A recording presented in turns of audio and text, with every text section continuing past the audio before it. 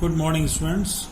Welcome again in a 16th video of function.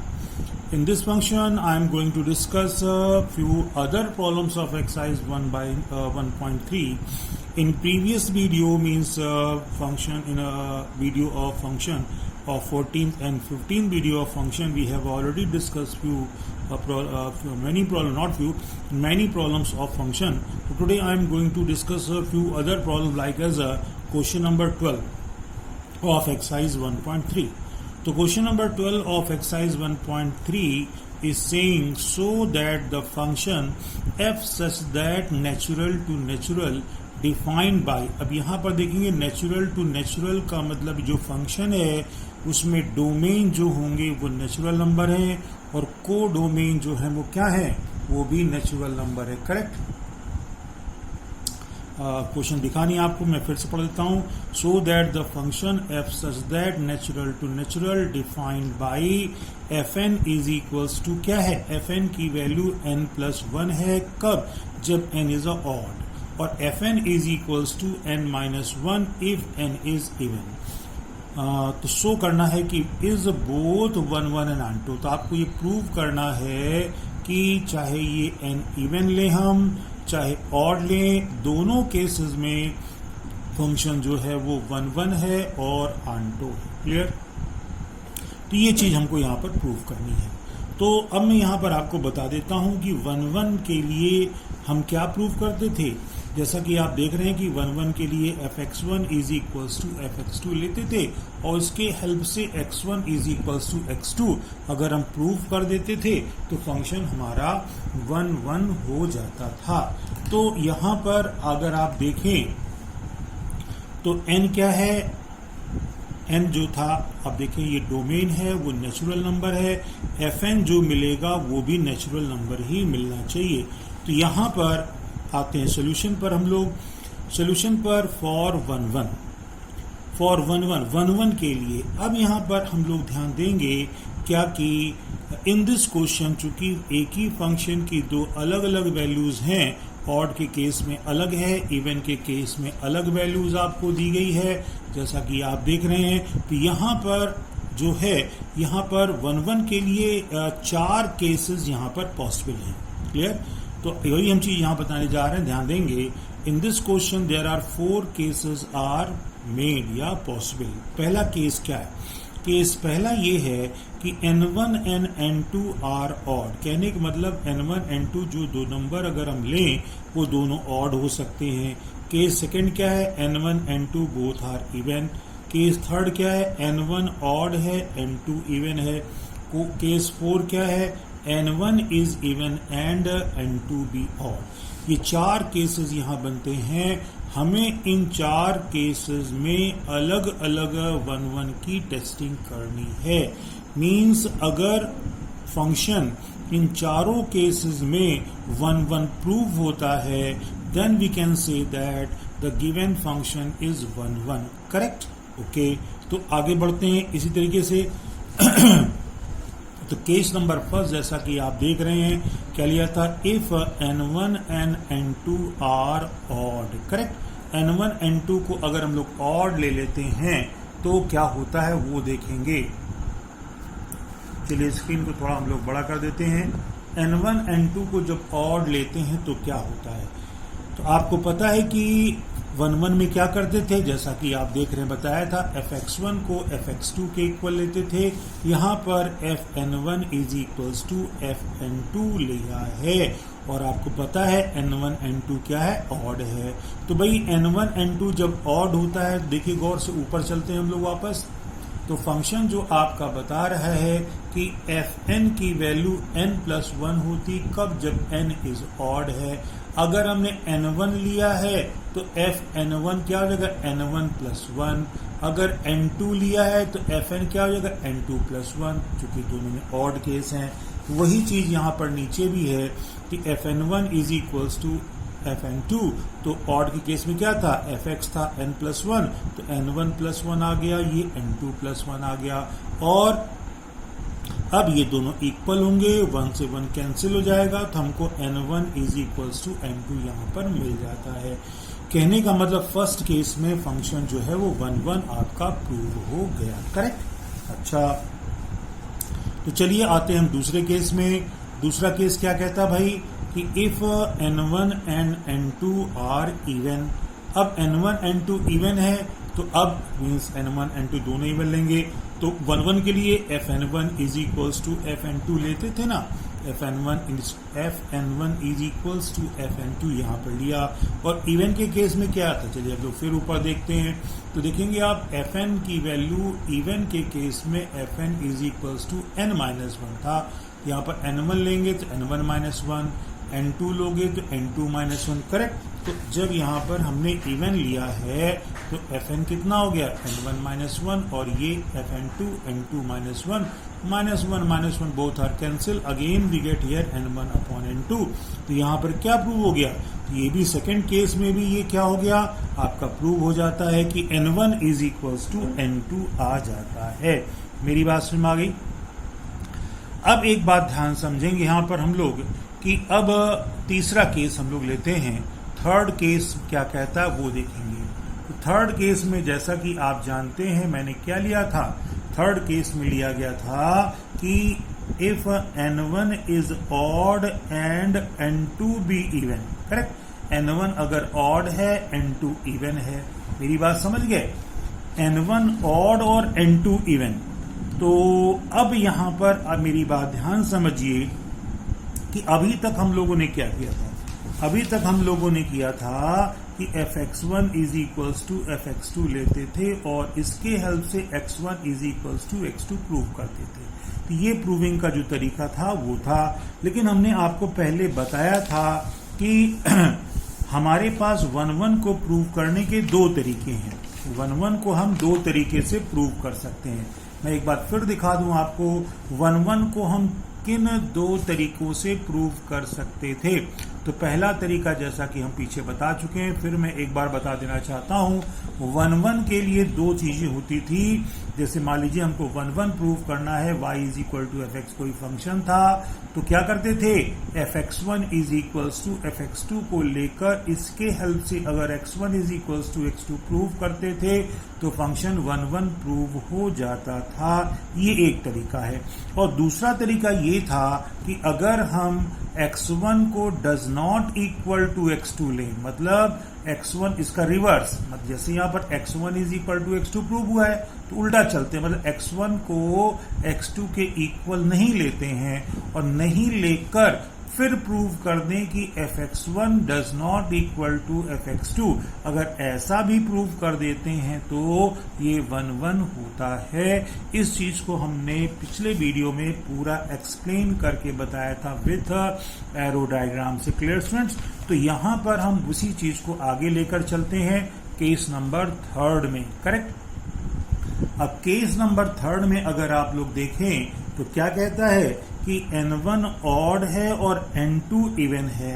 तो अब यहां पर आप अच्छे से जानते हैं कि n1 ऑड है और ऑड नंबर कभी भी n2 मींस इवन नंबर के इक्वल हो ही नहीं सकता, मतलब n1 n2 के इक्वल है ही नहीं। तो प्रीवियस मेथड में n1 n2 को जो इक्वल प्रूव करते थे यहां पर तो पॉसिबल ही नहीं है। तो यहां पर हम लोग सेकंड मेथड लेकर चलते हैं 1 1 को प्रूव करने के लिए। सेकंड मेथड क्या था, हम लोग लेते थे n1 does not equal to n2, correct.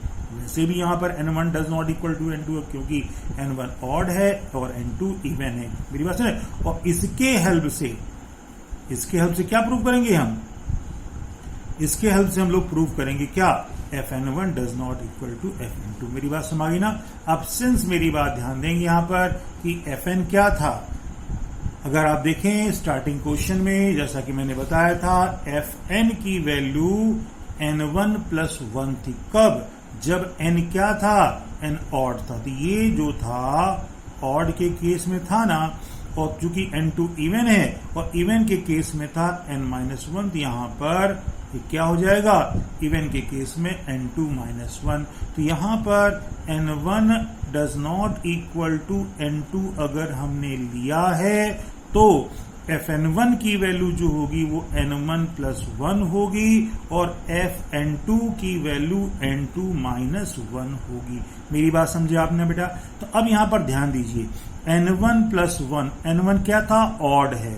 Odd में जब किसी भी नंबर को ऐड कर देंगे तो ये इवन नंबर मिल जाएगा। क्या मिल जाएगा? Even number, correct. और उसी तरीके से दूसरा देखें, ये पूरा कितना हो गया? n1 प्लस 1 इवन हो गया, ध्यान दीजिएगा। और यहां पर n2 जो था वो इवन था। इवन नंबर में कुछ भी माइनस कर दोगे तो ऑड आ जाएगा। तो ये पूरा जो नंबर अभी हमने दिखाया था कि ये इवन आ गया और ये पूरा ऑड आ गया, मींस fn1 की जो वैल्यू होगी वो इवन आ जाएगी और ये ऑड आएगी। और इवन वैल्यू ऑड वैल्यू के इक्वल नहीं होता है, मींस fn1 कभी भी fn2 के इक्वल नहीं होगा। तो वही चीज यहां शो की गई है कि n1 if does not equal to n2, this implies that n1 does not equal to fn2, fn1 does not equal to fn2। ये चीज यहां पर प्रूव हम इससे कर देते हैं। इसका मतलब ये हुआ कि n1 does not equal to n2 लेने पर fn1 does not equals to fn2 prove हो जाता है। तो इससे भी इस केस में फंक्शन 1 1 प्रूव होता है। मेरी बात समझिए ना? तो इसी तरीके से 3 पार्ट हो गए। हम चौथे पार्ट पर चलते हैं। चौथे पर क्या था? If n1 is even and n2 is odd. फिर वही बात कि n1 even number odd number के इक्वल नहीं होता है, तो हम सेकेंड मेथड टेस्टिंग का यूज करेंगे, means n1 does not equal to n2 लेते हैं। बात सुना? अब यहां पर n1 क्या है भाई? n1 था इवन, तो अब fn1 की वैल्यू निकालते। इवन के केस में fn था n-1, पर आप देखेंगे तो यहां पर fn1 जो हो जाएगा n1-1, और ये किस केस में था? ये आपको बताया गया ना, ये इवन के केस में था fn1, और ये किस केस में था? ये ऑड के केस में था, तो ऑड के केस में fn2 था, ठीक है ना? तो ऑड केस में आ गया। फिर वही बात आती है कि n1 does not equal to n2 लेने पर यहां पर fn1 जो है इवन के केस में n1-1 है, और मींस n1 इवन था। इवन में से कोई भी नंबर माइनस करोगे तो ऑड हो जाएगा, तो ये पूरा ऑड हो गया ना, मींस fn1 भी ऑड हो गया। n2 क्या था? ऑड था। ऑड में कोई भी नंबर ऐड करोगे इवन आएगा, तो fn2 क्या होगा? इवन आ गया। तो क्या ये ऑड नंबर इवन के इक्वल होगा? नहीं ना, तो इसका मतलब fn1 does not equal to fn2 आ गया। तो इससे प्रूव होता है कि fn1 does not equal to n2 लेने पर fn1 does not equals to fn2 prove हो जाता है। इससे ये प्रूव होता है कि इस केस में भी फंक्शन 1 1 है। तो जैसा कि मैंने बताया कि ऊपर चारों केसेस में फंक्शन प्रूव होता है, देयरफॉर हम कह सकते हैं from all 4 cases we get f is a 1 1 function. तो यहां पर फंक्शन 1 1 आपका हो जाता है। क्लियर? तो ये चीज यहां पर हमने प्रूव कर दी कि फंक्शन आपका 1 1 हो जाता है। अंडरस्टूड? तो अच्छा, चलिए अब हम आते हैं किसके लिए? आंटो के लिए। तो आंटो में हम लोग देखिए प्रूव करेंगे कि आंटो कैसे प्रूव किया जाए। ध्यान देंगे आप। आंटो में क्या करते थे, याद है आपको? आंटो में हम लोग करते थे, पिछले क्वेश्चन में बहुत अच्छे से आपने समझाया। चलिए यहां पर हम लोग आंटो को डिस्कस करते हैं। तो आंटो के लिए, फॉर आंटो के लिए क्या है भाई? fn की वैल्यू मैं फिर से लिख देता हूं, fn is equals to n+1 है। कब? जब n is odd, fn is equals to n-1 if n is even. These are the two values of this function fn, correct? तो अब यहां पर ध्यान देंगे, मेरी बात समझेंगे। तो यहां पर जैसा कि हम पहले करते आते हैं, आंटो को प्रूव करने के लिए क्या करते थे, मैं आपको याद दिला दूं। जैसे मान लीजिए कि y is equals to 3x + 1 upon x - 2, ये कोई फंक्शन होता था। तो अब आंटो के लिए क्या करते थे, आपको पता है, जैसे ये function y is equals to x के फॉर्म में फंक्शन है, तो हम इसको सॉल्व करके x की इंडिविजुअल वैल्यू y के फॉर्म में निकालते थे। याद है ना? x की इंडिविजुअल वैल्यू y के फॉर्म में निकालते थे और उसके बाद डिस्कस करते थे कि ये आंटो है कि नहीं। तो कहने का मतलब ये तो एक प्रोसेस था, ठीक है ना। तो वही प्रोसेस यहां पर भी हम लोग करेंगे, थोड़ा सा अलग तरीके से ध्यान देंगे आप। तो प्रोसेस वही चलेगा। अगर आपको डाउट है तो पिछले वीडियो आप देख लीजिए। तो y is equals to fn है। तो अब यहां पर चूंकि दो वैल्यूज थी, दोनों को सेपरेट कर लिया है। y की वैल्यू कितनी है? n+1। कब? If n is odd, correct. और y की वैल्यू n-1 है इफ n इज इवन। ये चीज मेरी समझ में आ गई बात। तो यहां पर ध्यान देंगे, हम पहला केस अभी देख रहे हैं, y is equals to n+1 if n is odd. This implies that, ध्यान दीजिए, अब यहां पर हम n की वैल्यू निकालते हैं। जैसा था ना वहां y x के फॉर्म में था तो x की, तो यहां y n के फॉर्म में, तो n की इंडिविजुअल वैल्यू हमें चाहिए। तो n को निकालेंगे, 1 को ट्रांसफर करेंगे इधर, तो n की वैल्यू क्या हो जाएगी? y-1। और ये कब आया? जब n ऑड था। तो n ऑड के केस में n की वैल्यू y-1। अब n जब ऑड होगा, मेरी बात है, n क्या? ऑड है, और n की वैल्यू क्या? y-1।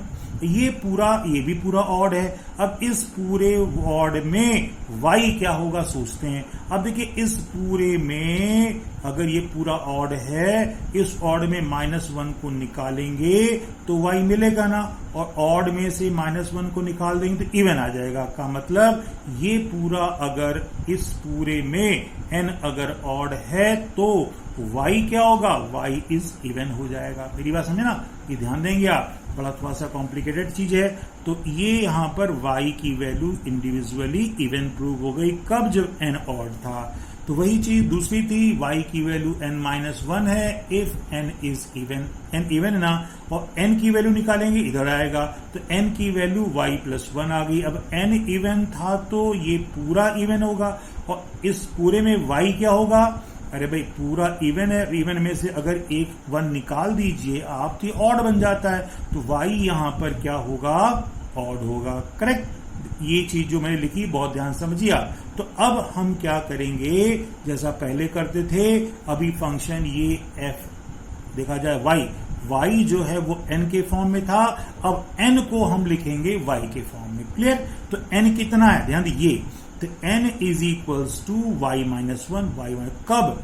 y is even. तो y इज इवन, यहां पर हमने ऐसा कर दिया। तो n की वैल्यू y-1 है जब y इवन आ गया, और n की वैल्यू कितनी है? y+1। कब? जब y ऑड आ गया, तो y ऑड आ गया। मैंने इस पूरी चीज लिख दिया है। अब इस फाइनली चीज जो हमने अभी लिखा है वो यहां पर कर दिया गया है। तो n की वैल्यू y-1 आई, कब? जब y इवन आया। n की वैल्यू y+1 आई जब y क्या आ गया? ऑड आ गया। मेरी बात समझे? तो ये आपने n की वैल्यू को y के फॉर्म में यहां पर निकाल दिया, करेक्ट। अच्छा, तो हमको क्या प्रूव करना है? हमें आंटो प्रूव करना है। आंटो क्या होता है? आपको पता है, आंटो में ये आपका जो था y क्या है? ये आपकी रेंज था। तो इसमें रेंज में अगर हम, ये रेंज है और रेंज क्या थी? नेचुरल नंबर थी। मेरी बात समझिए। अब यहां पर y के प्लेस पर, चाहे इसमें हो चाहे इसमें हो, अगर हम नेचुरल नंबर पुट करते हैं तो क्या n नेचुरल मिलता है? क्योंकि फंक्शन नेचुरल टू नेचुरल था, n भी नेचुरल था और y भी नेचुरल था। तो अगर y के नेचुरल रखने पर n हमको नेचुरल नंबर मिलता है तो फंक्शन आंटो प्रूव हो जाता है, करेक्ट। तो यहां पर आप सोचिए कि यहां पर कोई भी नेचुरल नंबर रखिए y के प्लेस पर, नेचुरल नंबर की स्टार्टिंग क्या होती है? 1 से होती है। अब आप कहेंगे अगर ऊपर वाले में 1 रख दें तो, लेकिन यहां पर तो हम 1 रख ही नहीं सकते क्योंकि y क्या है? इवन है, और इवन नंबर की स्टार्टिंग 2 से होती है। तो यहां भाई हम 2 रख सकते हैं या 2 से बड़े नंबर रख सकते हैं, और सबसे छोटा 2 भी रखेंगे। 2 - 1 1 नेचुरल आ गया, और अगर 2 से बड़े नंबर रखोगे तो फिर नेचुरल मिलेगा ही मिलेगा। यहां पर जो है n y जो है ऑड है, तो यहां 1 रखा जा सकता है, और 1 या 1 से बड़ी वैल्यू रखोगे ऑड में तो भी ये नेचुरल मिलेगी। मीन्स हर y की नेचुरल वैल्यू के लिए n नेचुरल मिलता है, नेचुरल वैल्यू मिलती है। मीन्स फंक्शन ऑनटो हो जाता है, हर y की प्री इमेज है, मीन्स फंक्शन इज ऑनटो। तो ये चीज यहां पर प्रूव हो जाती है। तो आप ध्यान देंगे, कॉम्प्लिकेटेड है, समझने वाली चीज है। तो इस तरीके से हम इस क्वेश्चन को 1-1 ऑनटो प्रूव कर ले जाते हैं। क्लियर हो गई बात? ओके स्टूडेंट्स, तो चलिए एक और क्वेश्चन देखते हैं। ये क्वेश्चन बहुत अच्छा था। अब हम आपको बताते हैं एक्सरसाइज का 16 question of exercise 1.3 of ML Agarwal. Question is saying here, so that function f such that natural to natural defined by fn is equals to n square is a injective means 1-1 होता है, correct. और अगर हम बात करते हैं surjective तो onto होता है। तो 1-1 हमें यहाँ पर प्रूव करना है। तो आप जानते हैं कि डोमेन भी जो है नेचुरल नंबर है और को डोमेन भी नेचुरल नंबर है। fn is equals to n square, ये हमारे पास गिवन फंक्शन है। तो मेरी बात समझ गए? अब 1-1 के लिए क्या करते थे? 1-1 के लिए आपको पता है बहुत अच्छे से, fn1 is equals to fn2। x होता तो fx1 is equal to fx2, तो n था तो fn1 is equals to fn2 ले लिया। fn n स्क्वायर है तो fn1 क्या हो जाएगा? n1 स्क्वायर, और 2 रखेंगे तो यहां पर n2 स्क्वायर होगा। अब यहां पर ध्यान देंगे, स्क्वायर हटाएंगे तो n1 की value plus minus n2, generally ऐसे ही तो सॉल्व करते थे हम लोग, ये मिलती है। लेकिन अभी मैं बता दूं फंक्शन क्या था? नेचुरल टू नेचुरल था, का मतलब n1 जो था वो डोमेन था और n1 n2 जो है वो डोमेन है। तो डोमेन जो क्या थे? नेचुरल नंबर थे। और अगर n1 n2 नेचुरल नंबर है तो नेचुरल नंबर जो होगा वो कभी निगेटिव हो ही नहीं सकता है, करेक्ट। तो ये नेगेटिव यहां पर जो है हमें लेना ही नहीं है, क्योंकि n1 n2 जो है नेचुरल हैं, जो नेगेटिव नहीं होते हैं। तो इसका मतलब n1 की वैल्यू क्या होगी? प्लस n2 होगी। तो n1 is equals to n2 यहाँ प्रूव हो जाता है। प्रूव होने के बाद मीन्स ये हो गया यहाँ पर कि फंक्शन जो है वो 1-1 आपका प्रूव हो जाता है। क्लियर हो गई बात? तो ये था आपका क्वेश्चन नंबर 16 था जो मैंने आपको बताया। तो इस तरीके से ये 2 क्वेश्चन मैंने बताए यहाँ पर, तो इनको आप लगाएंगे। और हाँ, अभी क्वेश्चंस और भी हैं, ध्यान देंगे आप। तो चलिए थोड़ा सा और बता दें आपको हम, और जिससे कि आप कर सकें। हाँ, तो कुछ क्वेश्चन इसमें ये हैं, टाइम वेस्ट नहीं करते हैं। तो इसके बाद जो क्वेश्चन अभी हैं, जो मैंने 12 के बाद क्वेश्चन बताए हैं, उसमें number of 1-1 function, number of onto function की टेस्टिंग करनी थी। वो सब कुछ हम लोगों ने वीडियो नंबर 14 के पहले वीडियो में हम लोगों ने बताए हैं, उसको आप देख लेंगे। यहाँ पर एक क्वेश्चन ये आता है कि graphical test for function and 1-1 function, ठीक है। Graphical test for function and 1-1 function, हम किसी फंक्शन को ग्राफिकली कैसे चेक करेंगे, वो चीज यहाँ पर ध्यान देनी है। तो फॉर फंक्शन ध्यान दीजिए, मैं टाइम वेस्ट नहीं कर रहा हूं, जल्दी बता रहा हूं। फंक्शन कोई भी ग्राफ के हेल्प से कोई ग्राफ बना हुआ है, जैसे पैराबोला, हाइपरबोला, सर्कल, बहुत सारे ग्राफ बनते हैं। ऐसा कोई ग्राफ बना है तो हम कैसे डिसाइड करेंगे ये ग्राफ जो है, ये इसका जो ये है फंक्शन का ग्राफ है या ये केवल रिलेशन का ग्राफ है।